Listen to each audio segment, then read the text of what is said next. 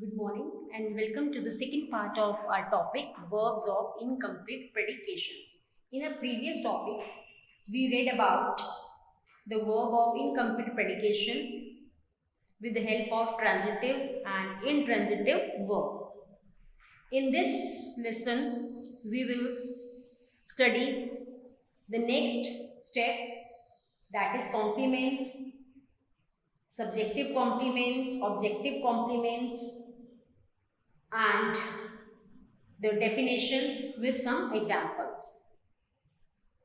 So let us begin our topic, verb of incomplete predication.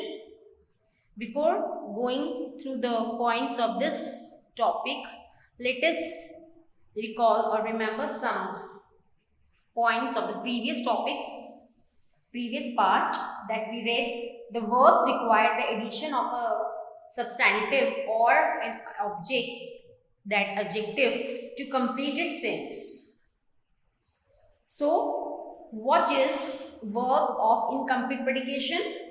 Some word or words have to be supplied to complete their sense. They do not express a complete thought alone, are called verbs of incomplete predications. So, let us take some example. The hunter killed what? The hunter killed a deer. The cobbler makes what? Shoes. The cobbler makes shoes. Tony is captain. Tony is what? A captain. The woman seemed sorry. The woman seemed what? Sorry. So, verbs of this kind, the verb of this kind are often called incomplete verbs or verbs of incomplete predications. The meaning of the verb determining to which of these classes it belongs. Accordingly, in the same verb may belong to the first class or first class of its second or its second class in others. So, the complements that we read are of four kinds. The direct, that you know already, the direct object, the predicate objective, the predicate nominative, the predicate adjective. That we read the sentences: the hunter killed the deer, the cobbler makes shoes, Tony is captain, the woman seems sorry. In these sentences, deer and shoes are direct object, captain is predicate nominative, sorry is predicate adjective. So, you can easily identify through this with the help of the meaning and the definition of the transitive, intransitive and verbs of incomplete predications. So, the meaning of predication here is what is said about something. Some word or words have to be supplied to complete their sense. They do not express a complete thought alone, are called verb of incomplete predications. The meaning of predication here is what is said about something. The word or group of words which helps a verb to complete what it says is known as its complement. The word or group of words which helps a verb to complete what it says is known as its complement. The word which added to complete meaning of a verb. The words which added to complete meaning of a verb of incomplete predicate is called its complement. The word or words required to complete the predicate is called the complement of the verb. So, what is the complement of the verb? The word or words required to complete the predicate is called the complement of the verb. Let us take example. He became a monk. Honey tastes sweet. In these two examples, the words monk and sweet are the complement of the verb became and takes. Listen carefully. The word or words required to complete the predicate. These are predicate also. Predicate is called the complement of the verb. He became a monk. Honey tastes sweet. So in these words, in these sentences, monk and sweet are the complement of the verb became and takes. So when the complement of a verb says something about the subject, when the complement of a verb says something about the subject, it is called subject complement. If such a complement helps the verb to complete what it says about its subject, is known as subjective complement.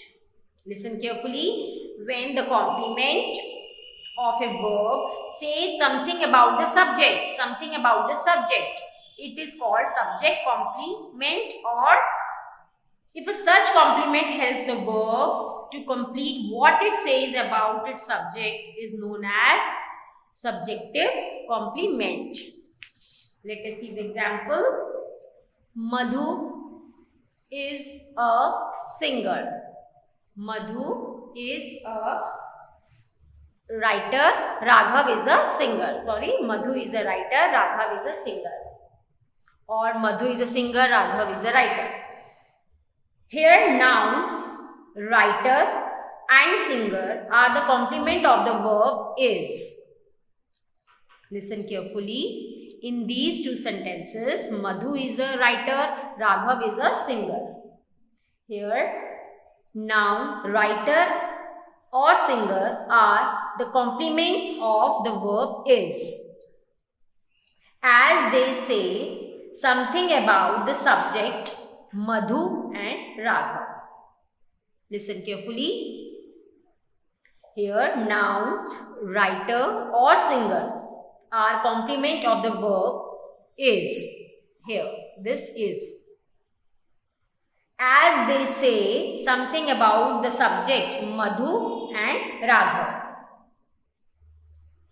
So, they are subject complement. Let us see other examples. She is intelligent. The house is too late. She looked depressed. She is intelligent. Intelligent is subject complement. The house is too late. Too late is subject complement. She looked depressed. Depressed is subject complement. So, subject complement means when the complement tells something about the subject, when complement tells something about the subject, it is known as subjective complement. If the complement tells us something about the object, if the complement tells something about the object, it is known as objective complement. Here we have read that if a complement helps the verb to complete what it say about the subject, and here what it say about the object. Transitive verbs have objects, but some transitive verbs require, besides their objects, some complements to complete their meaning. Listen carefully. Transitive verbs have objects, but some transitive verbs require, beside their objects, some complements to complete their meaning. Let us see the example. The teacher appointed Anmol monitor. They elected Nisha their president. They named her Angel. Success made him mad. Here, the example. Here, monitor. In this one, here, monitor, president, angel, mad. Say something about the object. Something about the object. Anmol, Nisha, her or him. So, complement, objective complement is a complement that refers to the object of the verb. Or if the complement tells us something about the object, it is known as objective complement. Here, monitor, president, angel, maid. In these sentences, monitor, president, angel, maid.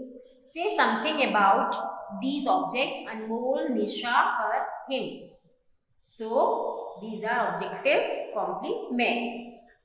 So, an intransitive verb of incomplete predication can have only a subjective complement. Intransitive verbs take objective complements. Let us see some other examples. Raju sang. The man appears happy. Alexander was a great conqueror. The prize winner looked very happy.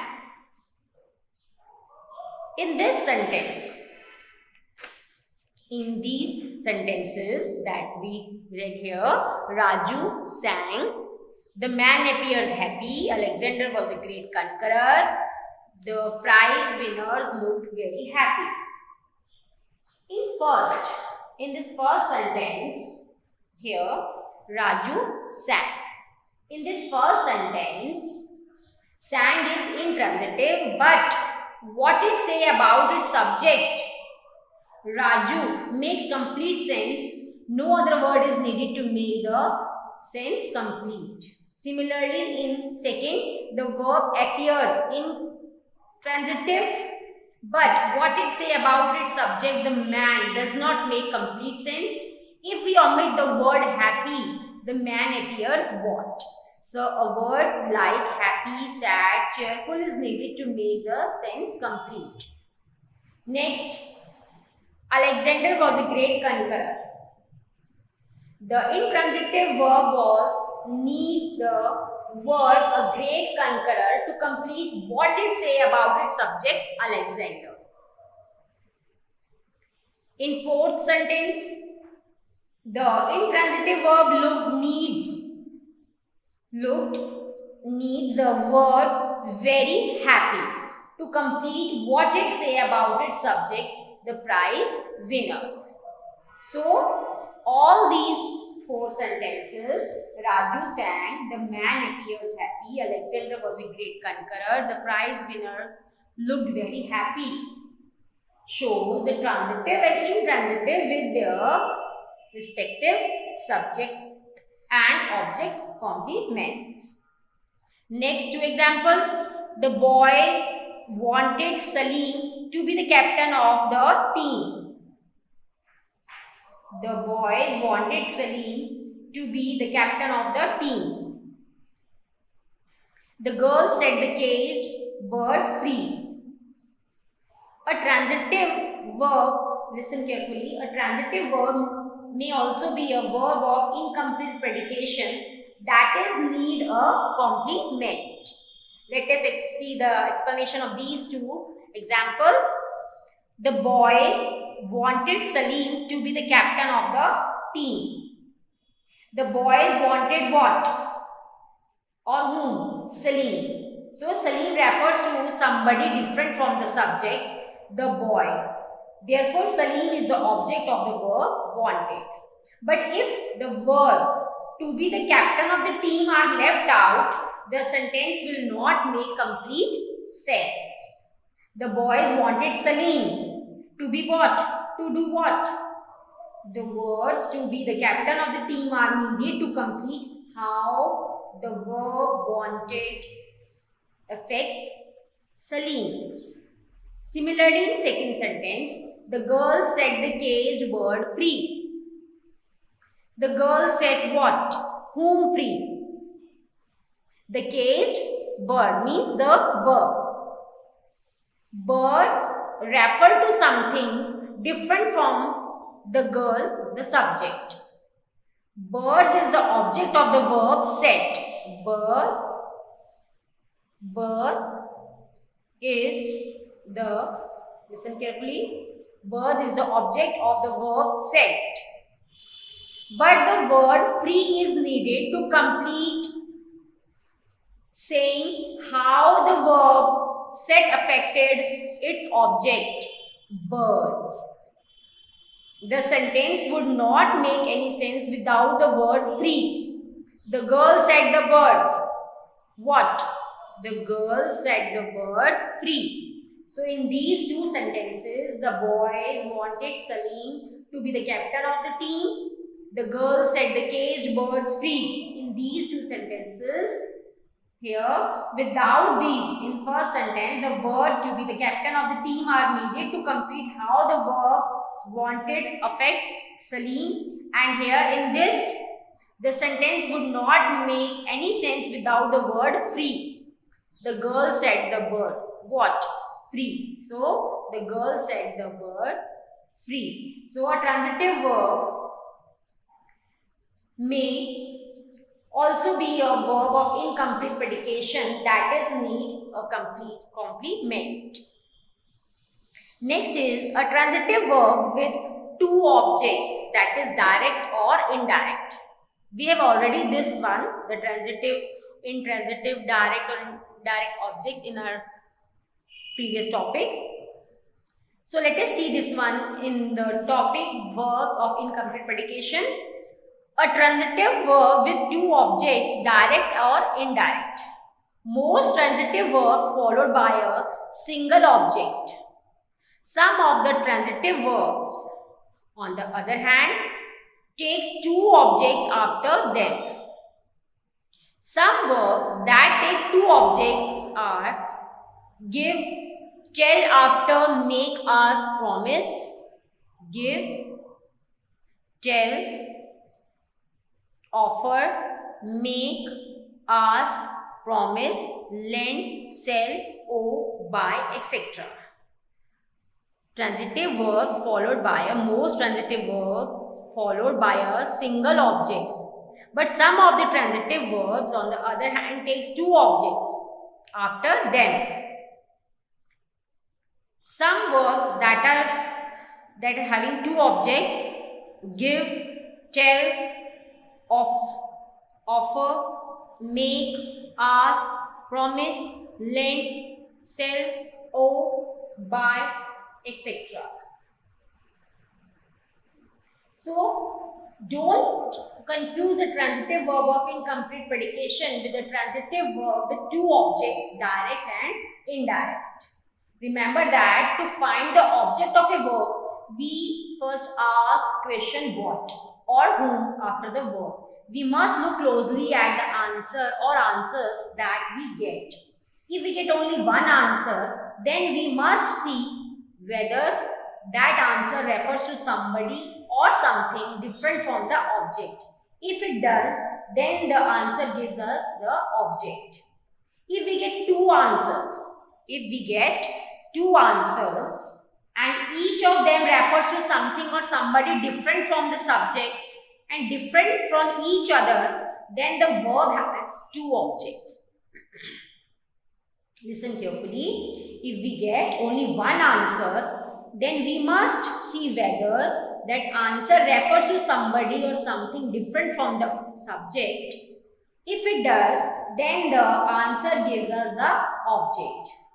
If we get two answers and each of them refers to something or somebody different from the subject and different from each other, then the verb has two objects.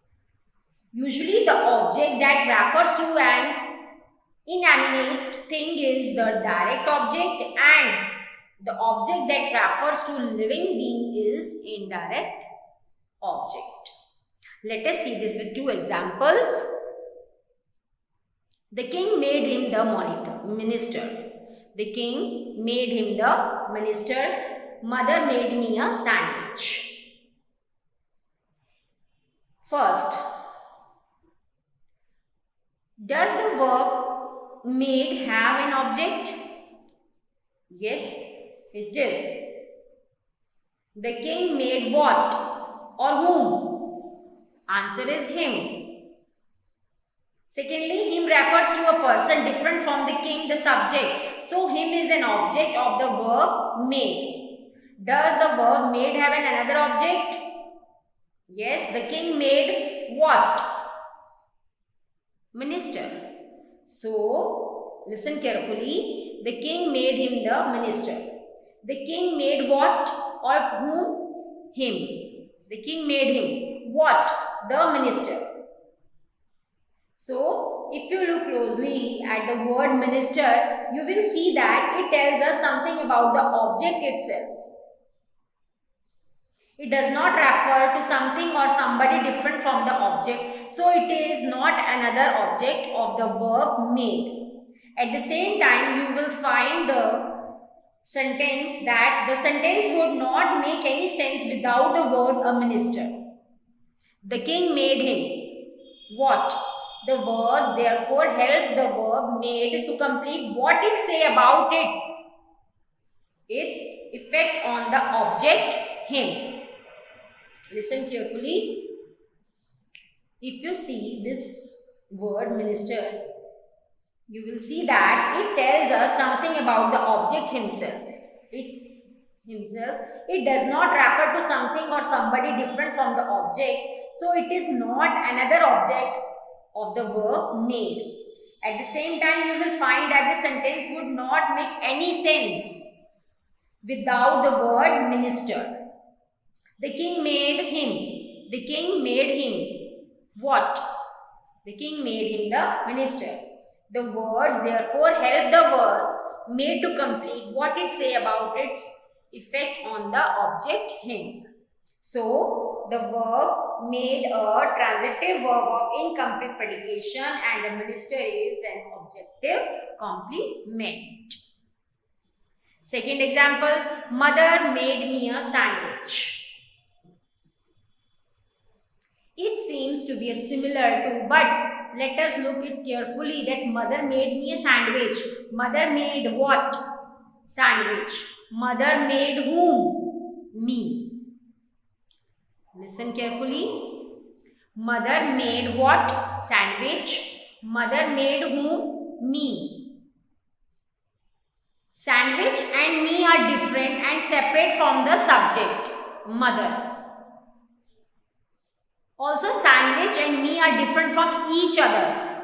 So, they are both objects of the verb made.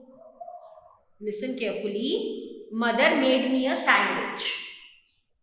Made here, sandwich and me are different and separate from the subject mother. Also, sandwich and me are different from each other. So, they are both objects of the verb made. Sandwich is the direct object and me is indirect object. Remember that an objective complement tells us something about the object itself, whereas a direct object and indirect object refers to two separate things or persons and one does not describe the other. Let us see some other examples. The mayor made him a minister. My sister made me a sandwich. She gave me a book. He wrote me a letter. I told her a story. She bought him a shirt. Can you lend me some money? You owe me a drink. So, here are some examples to make difference between the subjective complements and objective complements with a transitive verb or a verb of incomplete predication that is needed a complement. Go through the rules carefully and understand the theme, the meaning and the key points behind this.